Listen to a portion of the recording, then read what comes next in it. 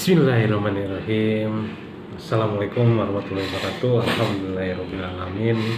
Wassalatu wassalamu ala asrofil anbiya wal mursalin wa ala alihi wa sahbihi ajmain, amma ba'du.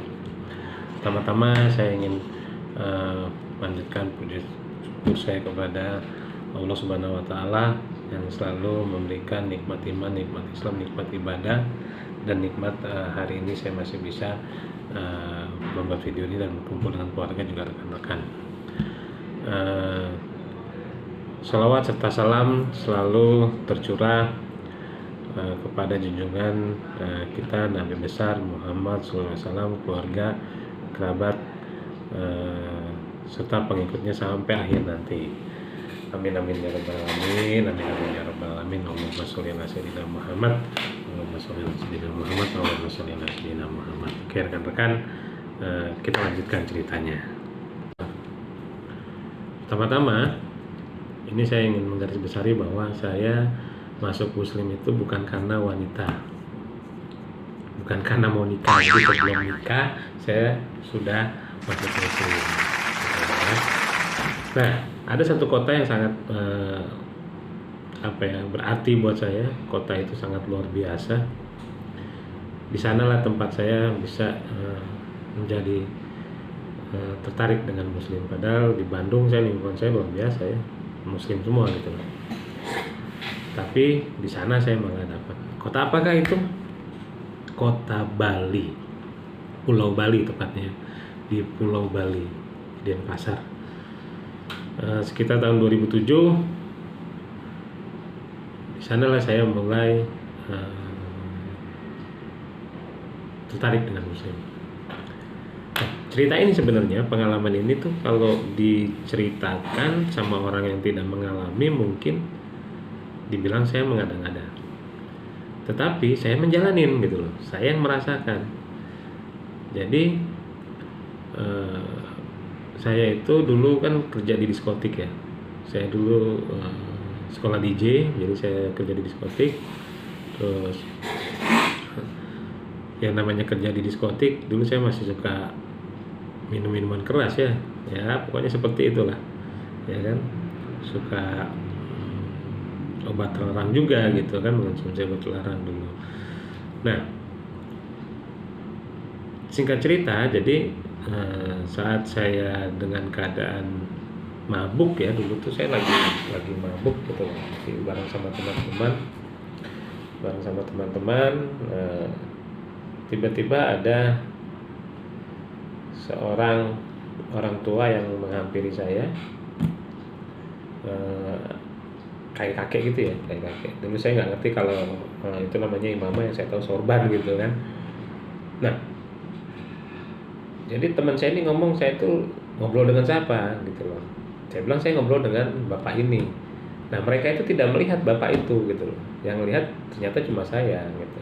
Saya tetap berpikir adalah mereka tetap melihat, tapi mereka bilang mereka tidak melihat apa-apa. Sampai saya dibilang saya orang gila kok ngomong sendiri. Nah, saat itu si bapak itu tuh mencopot imamanya gitu loh. Mencopot imamanya, si kakek itu menutupi badan saya gitu sampai kaki, dari leher itu sampai kaki ditutupin badan saya. Kenapa ditutupin? Karena yang saya lihat, saya itu tidak menggunakan busana sama sekali gitu loh. Mohon maaf ya, maksudnya bukan kurang aja, tapi itu. Nah, tapi kata teman-teman, saya itu normal pakai baju dan pakai apa, terus saya kok ngomong sendiri gitu. Jadi ditutupin pakai imamah itu.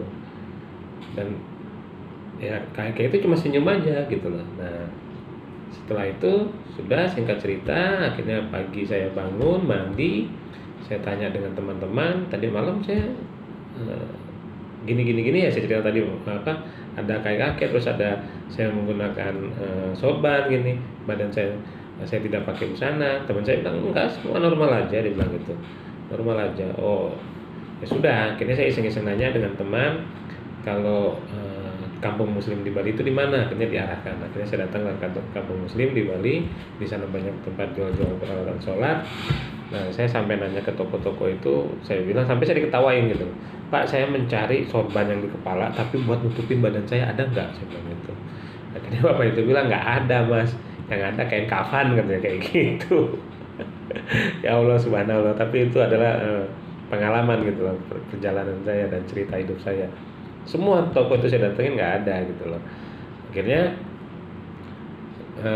di situ saya mulai mencari tahu, dan akhirnya saya singkat cerita saya masuk Islam, keluar sertifikat Islam saya dulu, cuma tahu di mana sekarang ya, karena saya pindah-pindah di Bandung, kemana saya pindah. Nah akhirnya apa ya, saya masuk Muslim tidak punya pegangan, dalam arti tidak ada pembimbing gitu loh, nggak ada yang membimbing. Jadi ya saya balik lagi gitu, balik lagi karena saya kerja di diskotik, jadi kan mau nggak mau minum-minuman keras lagi gitu kan, terus menggunakan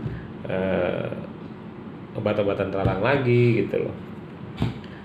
Alhamdulillahnya, tapi memang lagi itu luar biasa, karir saya meningkat, istilahnya duniawi saya terpenuhi semua gitu loh. Cuma mungkin Allah mengasih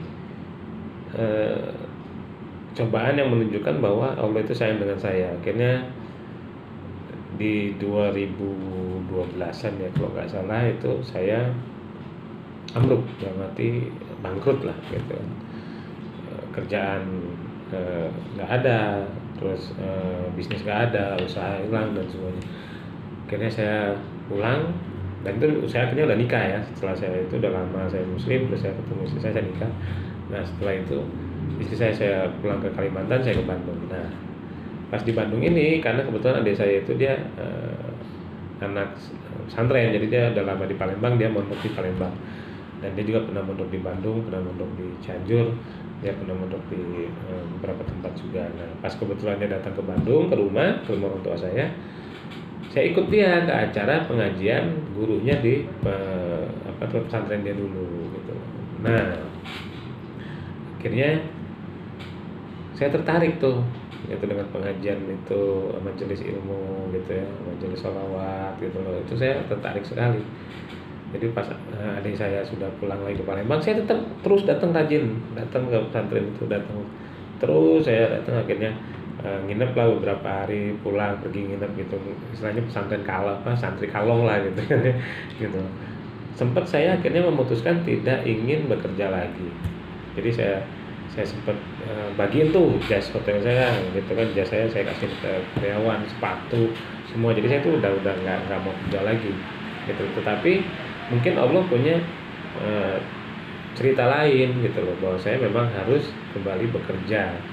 Akhirnya saya kembali bekerja, masuk ke hotel lagi, dikasih kesempatan Allah mungkin untuk membagi pengetahuan apa yang saya punya tentang hotel kepada orang lain, mungkin itu tujuannya gitu kan. Akhirnya ya saya berbagi, saya sharing lagi tentang hotel, dan alhamdulillah sampai sekarang. Nah di sanalah saya mulai menekuni gitu, dan akhirnya di 2018 saya bisa berangkat umroh, alhamdulillah. Karena doa saya selama itu, saya selalu membayangkan setiap sholat itu saya ada di depan Ka'bah, setiap doa saya ada di depan Ka'bah. Akhirnya 2018 doa saya dikabul, saya bisa berangkat umroh. Nah gitu sih. Pas saya kerja di saya megang salah satu hotel di Bengkulu gitu. Nah itu teman-teman, jadi semakin menguatkan saya saat saya pulang umroh gitu. Sampai sekarang alhamdulillah, mudah-mudahan saya istiqomah, saya minta doanya agar tetap saya sebagai seorang muslim dan tolong tegur saya apabila ada saya keluar dari jalur ajaran di Islam gitu. Sekarang saya lagi belajar membaca Al-Quran, pelat ya, mohon maaf, saya masih belajar Al-Quran, ya belum lancar lah gitu, tapi insya Allah tetap saya kejar agar saya bisa membaca Al-Quran dari kelas 1, 2 saya terus kejar gitu. Nah jadi seperti itu cerita saya kenapa saya menjadi seorang muslim. Itulah awal cerita saya gitu loh. Jadi tidak ada karena saya mau nikah sama cewek, nggak ada gitu loh. Itu singkat ceritanya. Kalau ingin tahu lebih dalam lagi dan cerita saya, pengalaman saya di saat umroh itu luar biasa juga, cobaannya banyak. Nah nanti di cerita selanjutnya. Untuk tahu cerita itu subscribe biar ceritanya terus bersambung. gitu loh, biar kayak sinetron ya bersambung panjang gitu ceritanya gitu. Tujuan saya buat video ini hanya ingin agar anak cicit cucu saya nanti dia tahu bahwa saya itu pernah ada, dan saya itu kenapa saya muslim gitu loh, kayak gitu. Jadi tidak ada maksud apapun. Sekali lagi saya mohon maaf teman-teman kalau ada salah, ada kalimat yang tidak baik, perbuatan yang tidak baik, saya mohon maaf ya gitu loh. Saya mohon maafnya dengan ikhlas, minta relanya maafin saya dengan ikhlas, kayak gitu. Jadi sekali lagi terima kasih, dan sampai ketemu di cerita Sang Mualaf 88 selanjutnya. Oke, Assalamualaikum warahmatullahi wabarakatuh.